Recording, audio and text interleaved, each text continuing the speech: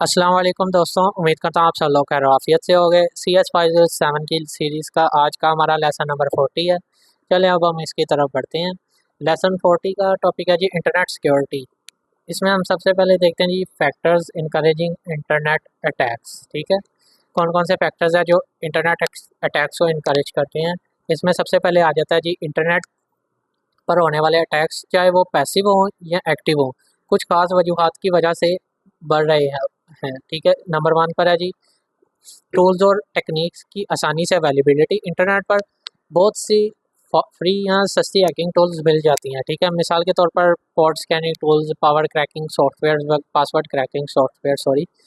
ठीक है, तो ये बहुत इजीली मिल जाते हैं। उसके अलावा सिक्योरिटी अवेयरनेस की कमी, एम्प्लॉयज़ को अगर सिक्योरिटी ट्रेनिंग नहीं मिलती तो वो अनइंटेंशनली सिस्टम को विलियनरेबल बना देते हैं। ठीक है, थर्ड है जी परफेक्ट सिस्टम भी सेफ नहीं। हर तरीके से सिक्योर किया गया सिस्टम भी 100% सेफ नहीं होता, कुछ ना कुछ वीकनेस रह जाती है।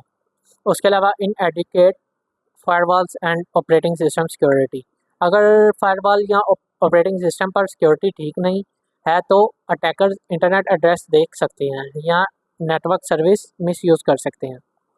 नेक्स्ट टॉपिक है जी इंटरनेट सिक्योरिटी कंट्रोल्स।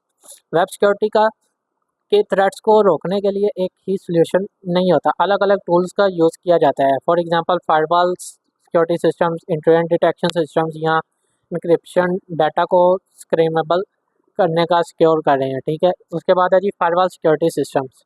फायरवॉल का रोल क्या होता है जी, जब कोई कंपनी अपना इंटरनेट नेटवर्क जो को इंटरनेट से कनेक्ट करती है तो वो पोटेंशियल डेंजर का सामना करती है। इसमें डेंजर्स क्या आ सकते हैं, हैकर्स डाटा स्टील या डैमेज कर सकते हैं, कंप्यूटर या पूरा नेटवर्क डैमेज हो सकता है, कंप्यूटर के कंप्यूटर के नेटवर्क को अपने फ़ायदे के लिए यूज़ कर सकते हैं। इसमें अब हम फायरवॉल डेफिनेशन देख लेते हैं जी। एक फायरवॉल एक हार्डवेयर प्लस सॉफ्टवेयर डिवाइस होता है जो कि साइट की एंट्री पॉइंट पर लगता है और रूल्स अप्लाई करता है कि कौन सा ट्रैफिक अंदर आएगा या बाहर जा सकता है। ठीक है, फायरवॉल का मकसद क्या होता है, इंटरनेट यूज़र्स को ब्लॉक करना जो इलीगल एक्सेस करना चाहते हैं, इंटरनेट यूज़र्स को अलाउ करना कि वो इंटरनेट यूज़ कर सकें। टू मेजर फायरवॉल फिलोसफीज हैं जी, डैनी आल फिलोसफी, सब कुछ डिनाई आल फिलोसफी सॉरी, सब कुछ डिनाई करो जब तक यूज़र कोई वैलिड बिजनेस रीज़न ना दे। एक्सेप्ट आल फिलोसफी, सबको एक्सेस अलाउ करो जब तक कोई वैलिड रीज़न ना हो उसे डिनाई करने की। Firewall capabilities, firewalls routers, servers और सॉफ्टवेयर से मिलके बनते हैं। वो ऑर्गेनाइजेशन को कुछ इंटरनेट साइट्स को ब्लॉक करते हैं। ठीक है, उसके अलावा ट्रैफिक को रेलेवेंट एड्रेस तक ही लिमिटेड रखते हैं, कुछ यूज़र्स को कुछ स्पेसिफिक सर्वर्स या सर्विसेज एक्सेस करने से रोकते हैं। ठीक है, ये कुछ कैपेबिलिटीज़ थी, बाकी आप देख लीजिएगा।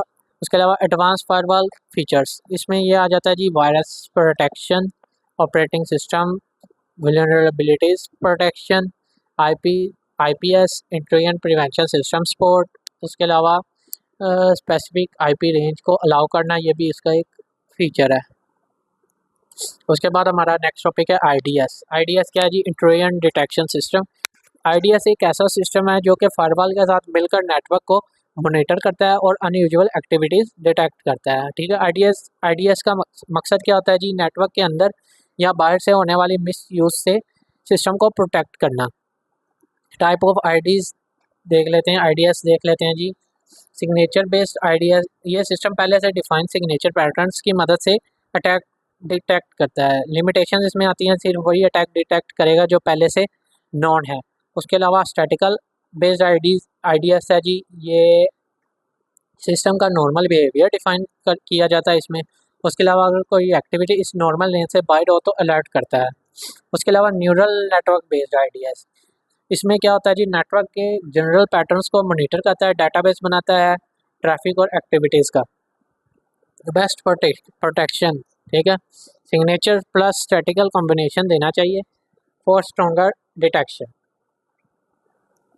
उसके बाद है जी IDS डिप्लॉयमेंट। IDS फायरवॉल और कॉर्पोरेट नेटवर्क के बीच में इंस्टॉल होता है, लेकिन किसी केस में फायरवॉल से पहले भी लगाया जा सकता है। IDS फीचर्स देख लेते हैं जी, लॉग्स बनाते हैं ट्रेंड अटेम्प्ट्स का, ऑन साइट और रिमोट एक्सेस दोनों डिटेक्ट करते हैं। अगर आपको ब्लॉकिंग भी चाहिए तो आईपीएस इंट्रूजन प्रिवेंशन सिस्टम की ज़रूरत होती है। IDs versus IPS IDs versus IPS में हम डिफरेंस देख लेते हैं जी। आईडीएस जो होता है focus detect intrusion, detect plus block intrusion, ठीक है।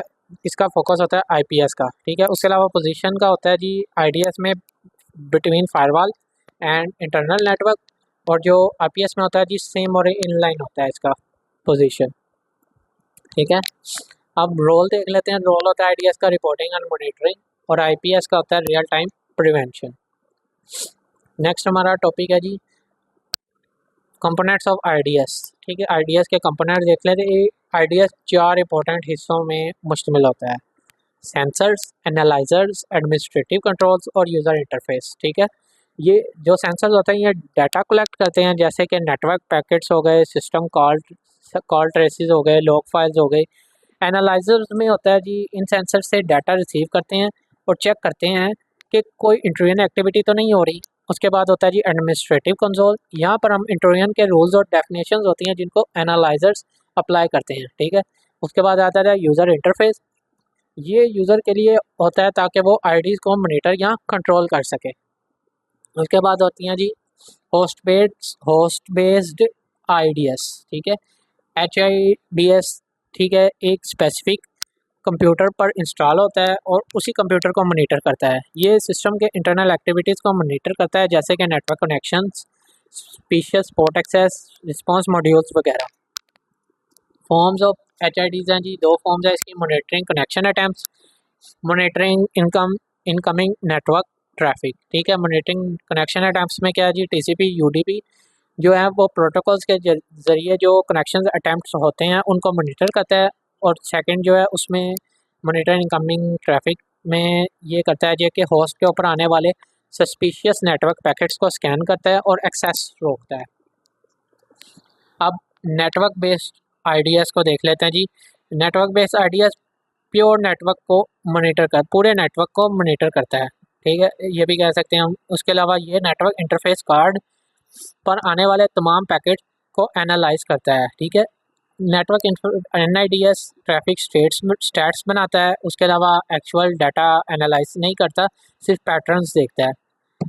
हनी नेट, इसमें हनी नेट होता है जी ये एक कंट्रोल्ड इन्वायरमेंट होता है जहाँ पर इंट्रूडर को डाटा दिया जाता है फेक इन्वायरमेंट में, ठीक है। इससे पता चलता है कि इंट्रूडर किस तरीके से हैक करता है। फीचर्स ऑफ आईडीएस देख लेते हैं जी। इंट्रूडर डिटेक्शन होती है इसमें, इंट्रूडर ने एविडेंस कलेक्ट करना होता है। उसके अलावा ऑटोमेटेड रिस्पॉन्सेस, कनेक्शन टर्मिनेट करना, अलार्म जनरेट करना वगैरह। फिर होता है सिक्योरिटी पॉलिसी मैनेजमेंट। अब इसके लिमिटेशंस देख लेते हैं आईडीएस की। आईडीएस कुछ चीज़ों में हमें हेल्प नहीं कर सकता, जैसे कि थ्रेड्स की इनकरेक्ट डेफिनेशन या लिमिटेड स्कोप वगैरह। उसके अलावा एप्लीकेशन लेवल विल्नरेबिलिटीज़, एप्लीकेशन के अंदर हिडन बैकडोर्स, और लास्ट में वीक ऑथेंटिकेशन मैकेनिज्म। उसके बाद हमारा टॉपिक है जी वेब सर्वर लॉग्स। इसमें इम्पोर्टेंस ऑफ लॉग्स देखते हैं जी। वेब सिक्योरिटी का मेन फोकस होता है कि वेब सर्वर्स को सिक्योर रखना। लॉगिंग इज़ की part of secure web server administration. Logs क्या होते हैं जी? सस्पिशियस बिहेवियर का रिकॉर्ड रखते हैं। पार्टिकुलरली इनक्रिप्टेड ट्रैफिक के केस में लॉग्स बहुत इफेक्टिव होते हैं क्योंकि नेटवर्क मॉनिटरिंग वीक होती है। इसमें प्रॉब्लम्स क्या आ सकती हैं जी? वेब एडमिन्स का जो कई मरतबा जो होता है जी लॉग्स रिव्यू नहीं करते बिकॉज ऑफ बिजी स्केजुअल्स। अगर लॉग इनेबल नहीं किए तो सस्पिशियस एक्टिविटी डिटेक्ट हो ही नहीं सकती, ठीक है। उसके बाद आ जाता है जी web trust. Web trust seal of assurance, ठीक है, एक सील जो कि वेबसाइट पर शो होता है जहाँ CPA या CA ना चेक किया होता है, नहीं चेक किया होता है कि साइट सिक्योर है, ठीक है। वेबसाइट का बिजनेस प्रैक्टिसेस और कंट्रोल्स को वेब ट्रस्ट के प्रिंसिपल्स के मुताबिक ऑडिट किया जाता है, ठीक है। वेब ट्रस्ट के 3 प्रिंसिपल हैं जी। नंबर 1 है जी बिजनेस प्रैक्टिस डिस्क्लोजर। इसमें होता है जी एंटिटी डिस्क्लोज करती है कि वो ई कॉमर्स कैसे हैंडल कर रही है, ठीक है। उसके बाद ट्रांजैक्शन इंटेग्रिटी होता है, इसमें ऑर्डर्स कंप्लीट होते हैं जैसे अग्री किया गया था। उसके बाद थर्ड है जी इंफॉर्मेशन प्रोटेक्शन, कस्टमर का डाटा अनऑथराइज यूज से प्रोटेक्टेड होता है। उसके बाद हमारा नेक्स्ट टॉपिक है वेब सिक्योरिटी ऑडिट्स। इसका पर्पस क्या होता है जी, ऑनलाइन होने का मतलब है कि ज़्यादा हैजर्ड्स का एक्सपोजर, ठीक है। इसमें ऑडिट फर्म हायर की जाती है ताकि वेबसाइट की इंटेग्रिटी चेक की जा सके, कस्टमर इन्फो प्रोटेक्ट की जा सके, ठीक है। ये चीज़ें इसलिए करती है ऑडिट फर्म हायर की जाती है। उसके बाद है जी audit report includes. Audit report में क्या होता है जी, पेज लोड टाइम होता है, ग्राफिक ऑप्टिमाइजेशंस होती हैं, नेविगेशन यूजेबिलिटी होती है, ब्राउजर्स कंपैटिबिलिटी होती है, बाकी आप देख लीजिएगा। इसके बाद ऑडिट के बाद रेटिंग मिलती है हमें, जो कि क्रेडिबिलिटी इन्हांस करती है, ठीक है। उसके बाद है जी डिजिटल सर्टिफिकेट्स, डिजिटल आईडी, ठीक है। इसमें आते हैं, ये डिजिटल आईडी कार्ड की तरह काम करता है, इशू बाय सर्टिफिकेशन अथॉरिटी, जैसे कि वेरीसाइन हो गया, थोएट हो गया पाकिस्तान में, NIFT अफिलिएट फॉर वेरीसाइन, ठीक है। उसके यूज़ कहाँ होता है जी, ईमेल भेजते वक्त सर्टिफिकेट अटैच होता है, CA वेरीफाई करता है कि पब्लिक की किसके पास है, ठीक है। उसके बाद है जी वेरिफिकेशन प्रोसेस, ब्राउज़र के पास CA की पब्लिक कीज लिस्ट होती है, ठीक है। सर्टिफिकेट का सिग्नेचर डिक्रिप्ट होता है, ब्राउज़र वेरीफाई करता है कि सर्टिफिकेट वैलिड है या नहीं। उसके बाद सर्टिफिकेट वैलिडिटी अक्सर 1 साल के लिए होती है। इसी के साथ हमारा लेसन 40 कंप्लीट होता है। वीडियो अच्छी लगी हो तो चैनल को सब्सक्राइब करना मत भूलिएगा। शुक्रिया।